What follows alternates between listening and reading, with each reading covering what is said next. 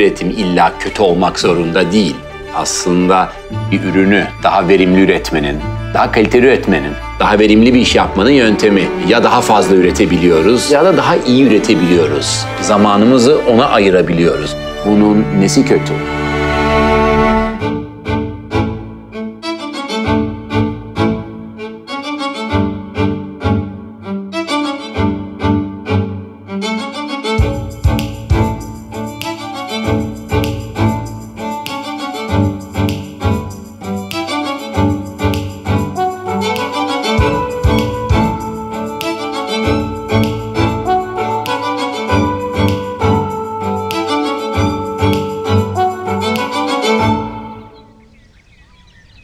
Seri üretimden konuşuruz böyle. Ne olduğunu fazla belki düşünmeden. İyi tarafları var, kötü tarafları var. Bir örnek mesela Miklas şahane bir lakerda yapıyoruz palamuttan. Ve o kadar sistematik bir seri üretim söz konusu ki herkes sıralanıyor. İşte biri ayıklıyor, biri kesiyor, biri diş fırçasıyla fırçalıyor, biri şişle omurgasını temizliyor. Sonuç müthiş. Daha hızlı, daha az yorularak daha iyi ürünü alıyoruz. Niye yapmayayım ki? Buna kötü diye bakmak bana doğru gelmiyor. Ama tabii ki bir de çok karanlık bir yüzü var. Vahşi, fazla üretimin, insanları da belki köleleşen ya da hayvanları da köleleştiren bir üretim şekli var. Gerçekten üreticinin doğru olması lazım, ahlaklı olması lazım. İşte çok heyecanlandığımız konulardan bir tanesi Anadolu'nun dört bir köşesinde doğru peynir üreticilerini bulmak, heyecanlı peynirler üretenleri bulmak. Ferit de bunlardan bir tanesi. İyi peynir üretiyor. Çok büyük miktarlarda değil ama önemli değil. O bir ay boyunca onu yiyoruz. Bir ay boyunca Ege'den veyahut da Trakya'dan ya da Kars'tan, Doğu Anadolu'dan bir şey buluyoruz. Zaten işin heyecanı da burada. Toplamda kaç çeşit peynir üretiyorsunuz? Peynir çeşit 4. Also taze peynir, bu bir çeşit. Aynen. Bunların hepsi bir çeşit bu. Bir çeşit. Taze peynir tarifi aynı. Sonra en son öyle ve haşhaş ve kokulu yonca içinde koyuyorum. Sonra bu beyaz küflü peynir, camembert taze peynir, sonra zeytinyağlı peynir var. Bunların bütün sütü ama aynı süt. Hepsi bizim kuyum süt. Yani siz o zaman normal yani bir tane süt materyaliniz var, bir kaynağınız var. Sadece kendi hayvanlarımız, sadece kendi hayvanlarımızın sütü. Koyunu kimi sağıyor? Şakir ve Ferit. Şakir ve ben. Duruma göre. Yani sabah mesela Şakir burada sağıyor, akşam ben geliyorum. Veya Şakir'in bir işi oluyor. Burada sağıyorsunuz. Burada sağıyoruz. Koyunları burada sağıyorsunuz. Burada sağıyoruz. Elle sağıyorsunuz. Bunu sen sağmıyor musun? İkisi. Evet. Bu da daha çok peynirhanede olduğu için. Yani çünkü hayvanların içine giriliyor, toz oluyor falan. Doğru. Doğru tabii. Mantıklı. Daha iyi. Ama yine ekibimiz yani herkes her işi yapabilecek şekilde. Evet. Lazım mı yapabilirim. Peki tüm bunları yaparken kafanın bir yerinde peynir yapayım var mıydı? Spesifik olarak öyle bir düşünce var mıydı? Temel amaç hep peynir yapmaktı. Ama iyi peynir yapmak için iyi bir süte ihtiyaç var. İyi bir süt için iyi bir meraya ihtiyaç var. İyi koyunlara ihtiyaç var. Sağlıklı koyunlar, antibiyotik mümkün olunca kullanılmayan koyunlar, herhangi başka bir sağlıkları için kullanılmayan koyunlara ihtiyaç var. Ama hep peynir vardı. Şimdi tamam peynir güzel de bir de o etrafındaki baharatlar, otlar o nereden çıktı? O aslında bir arkadaşın fikir. Fransa'da çok yapıyor. Karabiber ve kuş üzümü. Sonra bu kokulu yonca biz bahçe ektik. Bu bir yonca mavi çiçek ile sadece yapraklı. Evde mi? Evet biz bahçede ektik.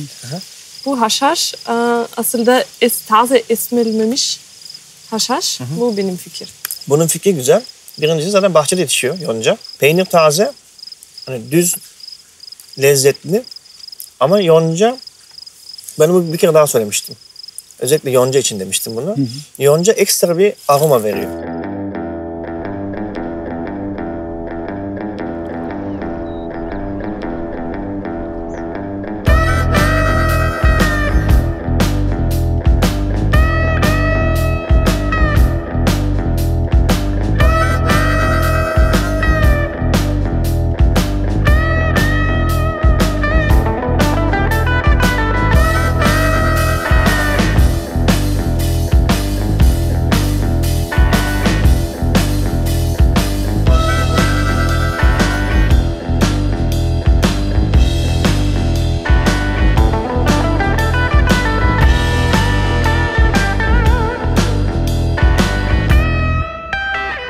Gelmeden yaptım.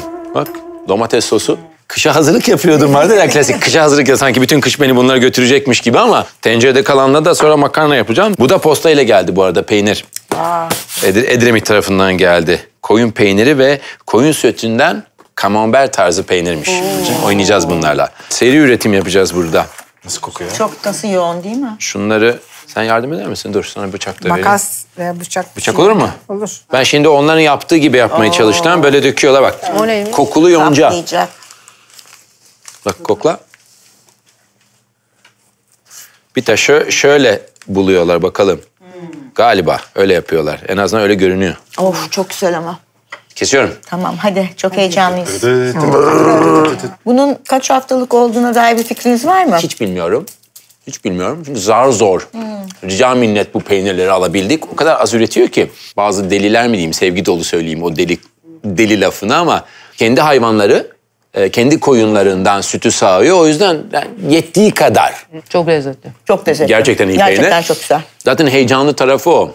Bu tam içkilik. Yani bizim Türk peynirleri genellikle kahvaltılık olur ya. Yani ancak böyle çok kuvvetli olan bir tulum veya o bu mağaralarda yapılan hafif roquefortumsu peynirler falan içkiye uygun ama genellikle kahvaltılık peynirdir bizimkiler. Anadolu'da bütün o peynir şeysi zaten kültürü çok etkileyici. Peki biz niye bunu tam olarak yapamıyoruz? Ulaşabiliyor mu ya da insanlar ulaşabiliyor mu? Ulaşılabiliyor artık. Ya esasında biz de değerlerimizin farkına yeni varmaya başlıyoruz. Çünkü mesela Türkiye'de ne biliyorduk? Kaşar peyniri, beyaz peynir, tulum.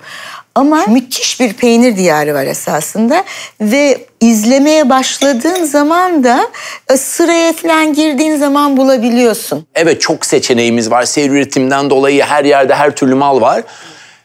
Ama seçiyor muyuz, seçmiyor muyuz? Herkes yani seçiyor muyuz? Çoğu kişi uğraşıyor mu bunun peşine gitmeye? Ama orada bence sizin katkılarınız da çok büyük oldu. Çünkü yeni nesil şefler, restoranlar sayesinde insanlar bu peynirlerin farkına varmaya başladılar. Bilmiyorlardı. Yani gerçekten sizlerin sayesinde bunlar duyulmaya başlıyor. Bunların önemi algılanmaya başlıyor ve sürdürülebilirliği oluşmaya başlıyor. Bütün hikaye o. Ben yemeğe geçeyim sizi.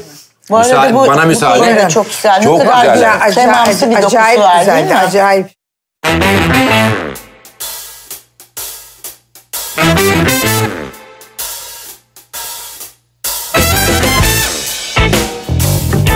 Geçenlerde Eziban abla ile Hüseyin abiden hardal tarifi istedim.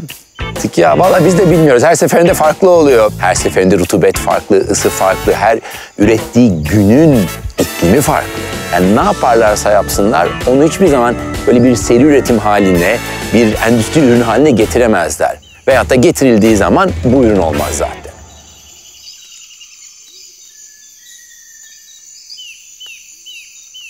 İnsanın doğayı duyması gerekiyor.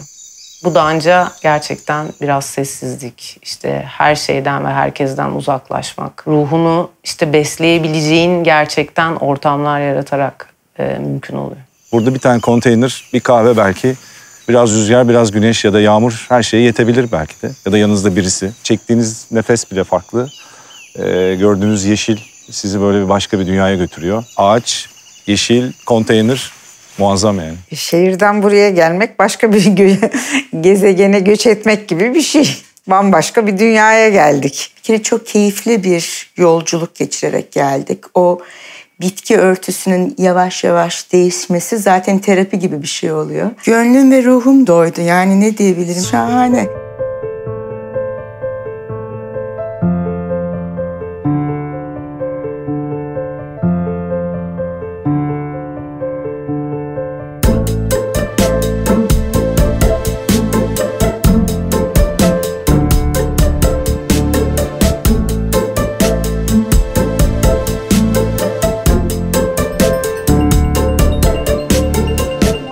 Seri üretimin karşısında olan bir insan değilim. Yani baktığınız zaman çok faydalı bir şey de olabiliyor. Yalnız bunu ne şekilde yapıyorsunuz, nasıl değerlendiriyorsunuz? Bence o önemli. Onları sorgulamamız lazım. Kimleri çalıştırıyoruz? Onların çalışma koşulları nasıl? Ne yapıyorlar, ne ediyorlar? İçine koyduğumuz koruma maddeleri neler? Bunlara bakmak gerekiyor diye düşünüyorum. Aslında her şeyin bence iyi yanı kötü yanı var. Dengesi önemli. Yani Bana hayatta hep bunun üzerinden anlamlandırmaya çalışıyorum genelde. İşte bir şey var, onu yok ederek değil de onu dengelendirerek, denge kazandırarak, içindeki belki bu tarafa kaymıştır biraz denge. O yüzden sana kötü geliyordur, klişe geliyordur veya seri üretim meselesi kötü geliyordur. Evet, bazı seri üretimleri iyi olabilir çünkü ulaşılabilir kılıyor bazı şeyleri. Mesela sosise, salama baktığımız zaman seri üretimin en vahşi yapıldığı alanlardan bir tanesi. Bugün alın çoğu zaman market rafında paketin arkasına bakın. Et dışında ne olduğunu bilmediğimiz zilyon tane malzeme var içinde. Ama böyle olmak zorunda değil. Doğru yapıldığı takdirde. Sosis kötü olmak zorunda değil, salam kötü olmak zorunda değil, tavuk kötü olmak zorunda değil.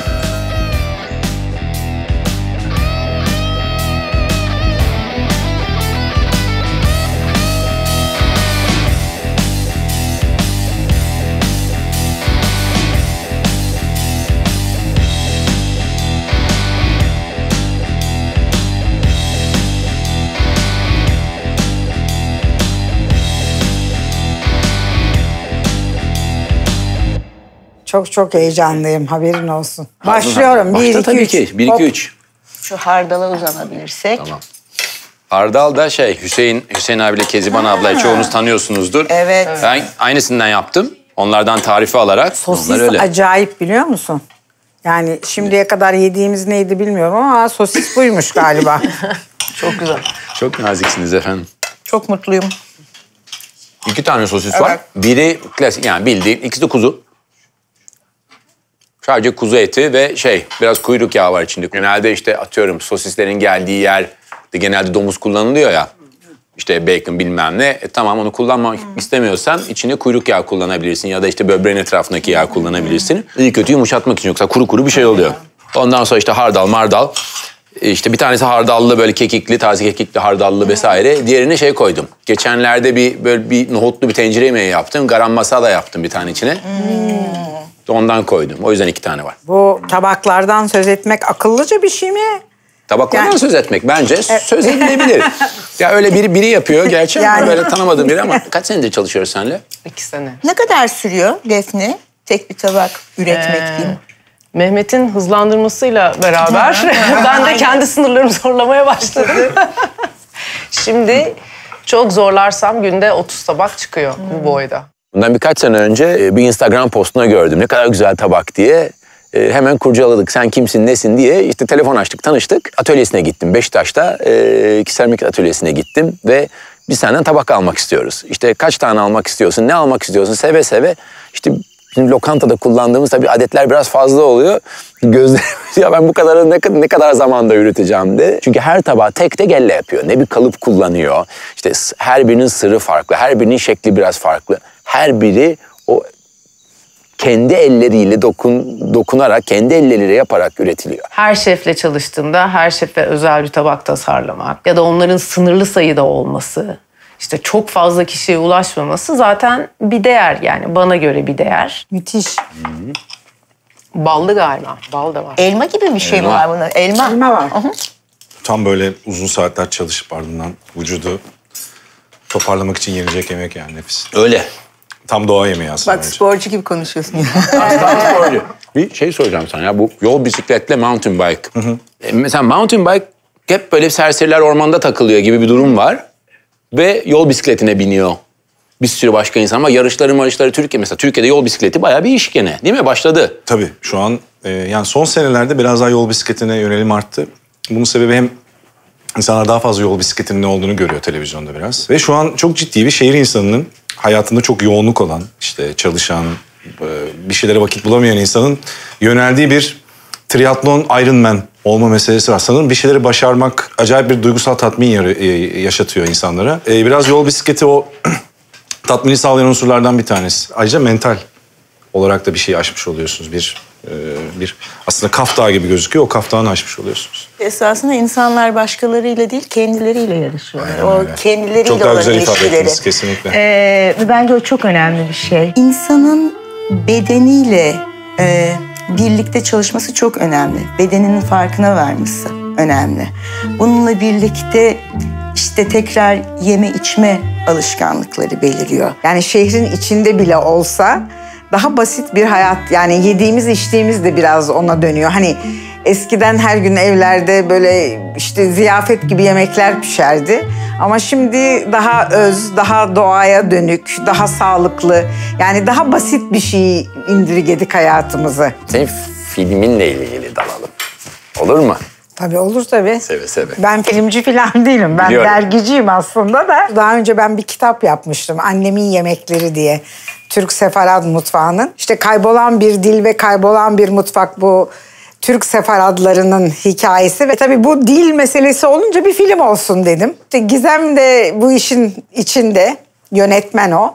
İşte böyle bir şey çıktı ortaya ve fena olmadı galiba. Yani bilgilendirici bir şey oldu. Orada bilmiyorum, izlemediyseniz bütün hikaye aslında kaybolan mutfak, o hep kelime yok oldukça, hafıza yok oldukça veyahut da işte o zaman tarif de yok oluyor, yemek de yok oluyor ve tuhaf böyle bir tek tipleşmeye doğru da ki de yok et bütün Tabii yani benim... Anadolu mutfağından yok et, bütün Sefarad mutfağını, bütün o yemekleri alalım ortadan, lakerda da kalmaz.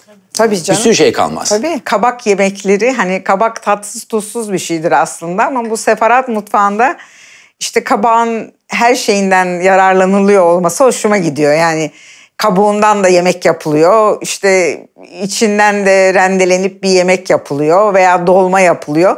Her şeyinden yararlanılıyor olması çok hoşuma gidiyor, çok beğeniyorum. En ufacıcık bir ekmek kırıntısından tutun bir sebze, meyve, soğan kabuğunla bile neler yapabiliriz onu araştırmamız gerekiyor. Dünyada bütün bu müthiş teknikler var. Herkes birbirini çok iyi takip ediyor. İnternet üzerinde bütün şefler diğer şeflerin ne yaptıklarını biliyorlar.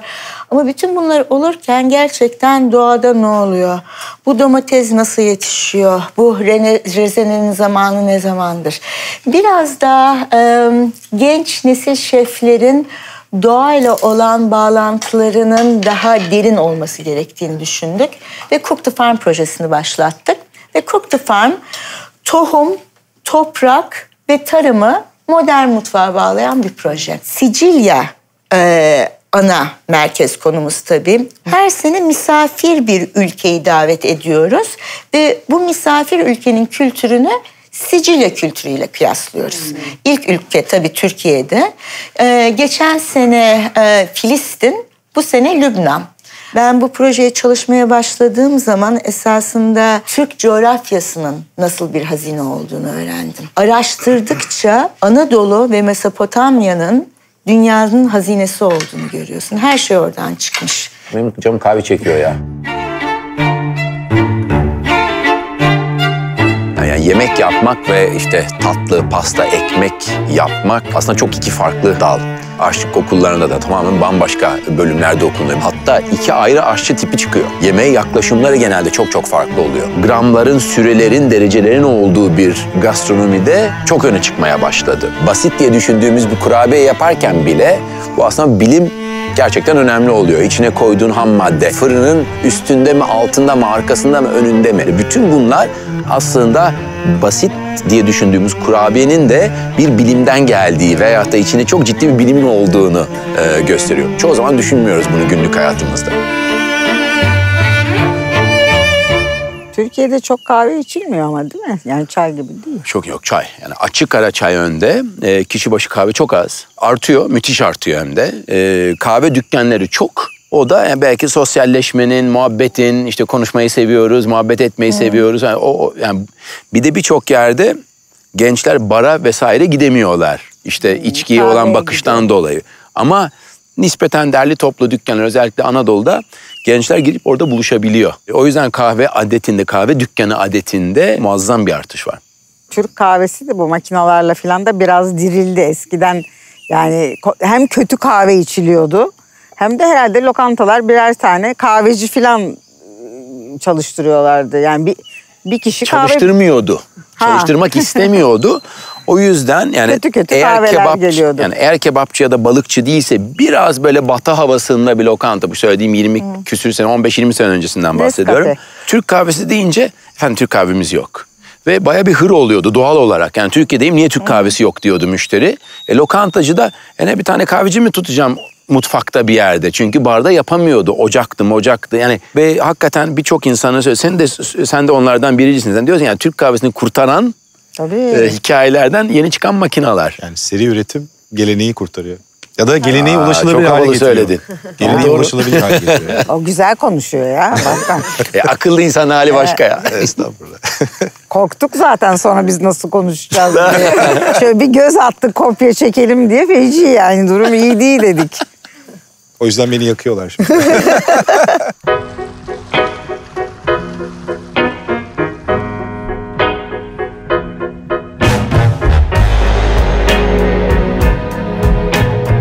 Hepimizin dolabın dibinde, çekmecelerin dibinde bir şeyler kalıyor. Genelde işte yamulmuş oluyor, hafif pörsümüş oluyor vesaire. Bunları değerlendirmenin 1000 tane yolu var. En basit yöntemi tabii çorba pişirmek ya da bir sos pişirmek. Fırınla öncesinden ya da doğrudan tencereye koy, canın ne istiyorsa. Tabii ki marifet bunları illa kullanmak değil, buraya getirmemek belki daha doğru. Biraz daha 3 kilo havuç alma da 1 kilo al ya da yarım kilo al ya da ihtiyacın varsa 3 tane al. Onun bir ayıbı yok. Burada maksat sadece geriden, yeniden bir şeyi değerlendirmek değil. Hakikaten lezzetli bir yemek çıkıyor. İşte bir iki basit teknikle veya da bir iki basit yöntemle. İşte ben sadece bunları böyle gariban bir şekilde değerlendirdim diye düşünmemek gerekiyor. Yani niye hafif pörsümüş bir havuç, canlı bir havuçtan farklı olsun?